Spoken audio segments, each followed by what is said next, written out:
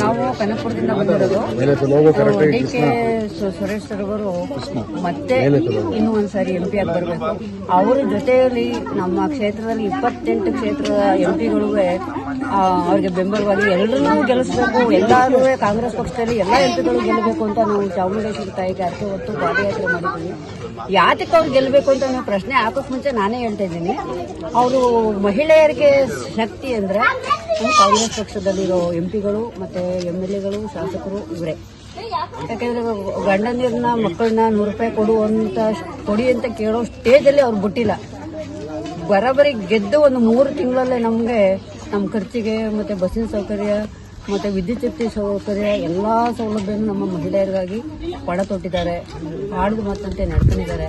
ಮತ್ತೆ ಅದಷ್ಟೇ ಅಲ್ಲ, ಹಳ್ಳಿಗಳಲ್ಲಿ ನೀರಿನ ಸೌಲಭ್ಯ ಎಲ್ಲಾ ಸೌಕರ್ಯನೂ ಕೊಟ್ಟಿದ್ದಾರೆ.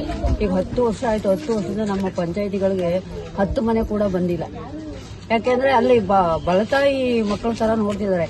ಆದ್ರೆ ಕಾಂಗ್ರೆಸ್ ಪಕ್ಷದಿಂದ ಲೀಡು ಎಂಪಿಗಳೆಲ್ಲ ಹೋದ್ರೆ ಅಲ್ಲಿಗೂ ಸೆಂಟ್ರಲ್ಗೂ ನಮ್ಗೆ ಇನ್ನೂ ಬೇಕಾದಷ್ಟು ಅನುಕೂಲಗಳು ಸಿಗ್ಬೋದು ಅಂತ ನಮ್ಮ ಆಸೆ.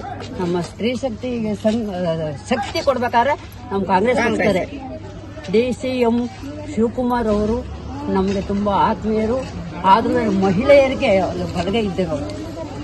ಸಿದ್ದರಾಮಯ್ಯನವರು ಇವರೆಲ್ಲ ಗೆದ್ರೆ ಅವ್ರಿಗೆ ಇನ್ನೂ 2 ಕೈ ಶಕ್ತಿ ಬಂದಂಗಾಗುತ್ತೆ. ಅದರಿಂದ ಆ ತಾಯಿ ಚಾಮುಂಡೇಶ್ವರಿ ಜೈ ಡಿ.ಕೆ. ಶಿವಕುಮಾರ್ ಜೈ, ಜೈ ಸುನಿ ಸಾಹೇಬ್ರಿಗೆ.